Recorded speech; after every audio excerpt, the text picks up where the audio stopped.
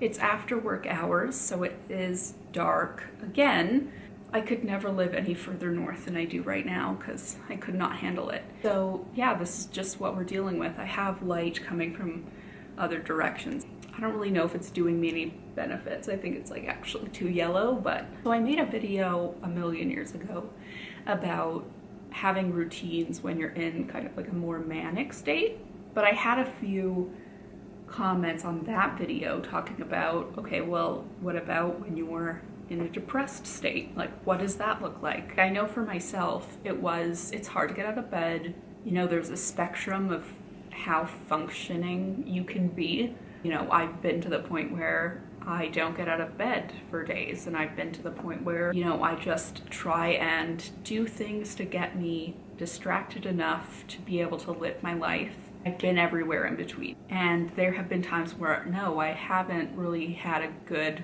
routine in place when I am depressed. Sometimes I don't think that it's reasonable to expect that. I've kind of created a system over like years of trial and error to kind of create something that is sustainable, manageable for me. It can be a little overwhelming maybe to like look at it in a comprehensive way, but I will try to explain how this makes sense to me. So I use Todoist. It's kind of a new thing. I was in Notion for a really long time, and it was just becoming like overly complicated in Notion. I was starting to only use it for one thing, and then I was just like, I can't do this anymore. So I moved over to Todoist, and so far I quite like how it works, like the functionality, how it looks. Anyway, it looks great. I will share my screen a little bit, but obviously for privacy, I might try and block some stuff out. We'll see. I have like my morning routine on my Todoist. I have the task, and then I have like all the subtasks of things that I would like to check off my checklist for the day. I don't like to think of them as like to-dos. I don't want to think of them as like, here is a burden, you have to do it. To me, it's more like a checklist, if that makes any sense in the difference. Not a to-do list, but a checklist. My morning routine, I try to get it done, obviously, like before I start work, because duh. But on weekends, it's a little more flexible. But anyway, so on Todoist, what I really, really like is that not only can I move things around, which is nice, but I can also set them as a priority. So some things are more important, so they're like priority number 1, or something's priority number 4.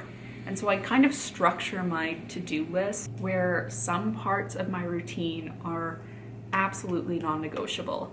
Like, I need to do these at minimum to feel like a human. And those are obviously like take my meds, get ready, whatever that looks like for the day. That could just mean like getting dressed. That could just mean like doing my hair. I feel like at the very least, if I put my contact lenses in, it's a good day. Like coffee, hydrate, absolutely number 1. Like stretching and exercise are kind of like a second priority, like eating breakfast, blah, blah, blah, all that stuff. Then I have things that are kind of like nice to do. If I can do them, cool. If I can't, also fine. Just like this is the list that is like in a perfect world on a perfect day. If you can do all of these, cool. You know, tidying up really quickly, something just like super simple that doesn't really matter. But yeah, so if I can do any number of those things, preferably the most important ones, they're in red. Priority 3 is in orange or yellow. Priority 2 is blue, and then there's nothing for priority 4. So that's kind of how it helps me. So if I'm in a really bad day, then like take your meds, drink your coffee, get your water, eat something, do the bare minimum. But if I'm having like an excellent day and I can do all of the things on the list, what a win that is. So it kind of is flexible for whatever state of mind I'm in that day. I don't feel bad if I don't check something off. If that might be a consideration for some people, but for me, I'm just like, as long as I got the red ones done, what a win, you know? So that's kind of how I work my morning routine. And my evening routine is very similar, like my night routine, I should say, like my right before bed routine. A little more comprehensive, I would say.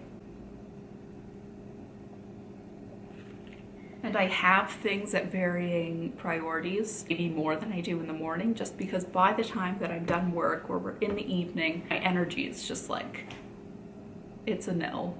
it's a real no. The things that are red are literally just like eating and doing skincare. Those are the two. I am trying to get better about making time to tidy up in the evening. So that should probably be like a top priority. Right now it's not a top priority. Just like cleaning up the counters and doing my dishes because I suck at that. If I can stretch at least, that's ideal because like I do get a lot of body pain, which is typical of people who are, you know, maybe in a not so great headspace, because that's just sometimes how it presents itself. So I try to at least do that so that I'm not miserable because of pain. I'm miserable for other things. Similarly, if I can like be creative in some way, I think that can be really stimulating. I have my piano, so sometimes I'll just like try and play, but I suck, so I'm trying to like teach myself. And even if it's just for like 10 minutes, I'm like, check that off the list. But I try to keep it super simple so it's not overwhelming. There aren't like 10 things on this list. There's just a few non-negotiables that I would absolutely need to do, and some things that are just kind of like, in a perfect world, all of this would get done. I even put fun things on there. On my checklist there is watch something. An episode of Cold Case,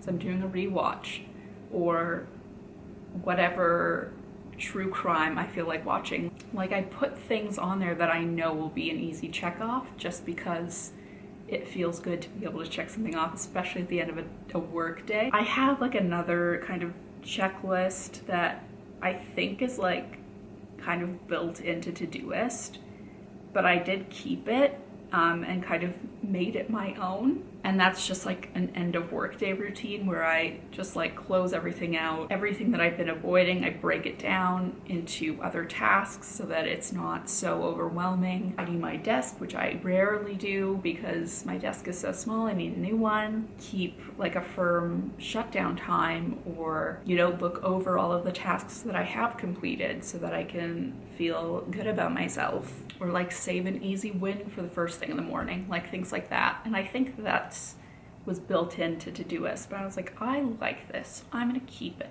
I find doing it in this platform a lot more intuitive than doing it in Notion, at least for me. I think I was overcomplicating it, and I just needed something that was simple, friction-free.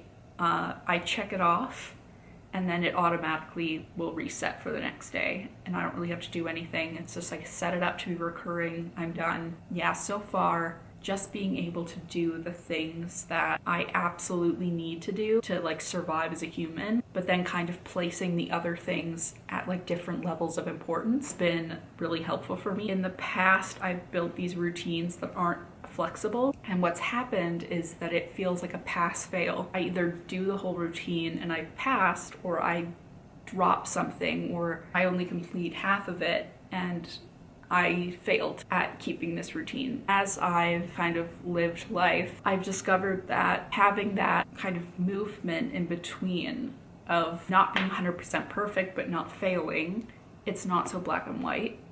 I can have days that are better than others, but just because I only do the high priority stuff, that doesn't mean that I'm failing in life. It just means that I know what I have the energy for that day, and I'm going to be kind to myself. That's kind of how I keep my routines manageable. I've been in a hypomanic phase since my last video a million years ago. I also find that it did help during that as well. Having a constant through disruptive kind of state of mind can actually be very grounding. I'm gonna stop rambling now.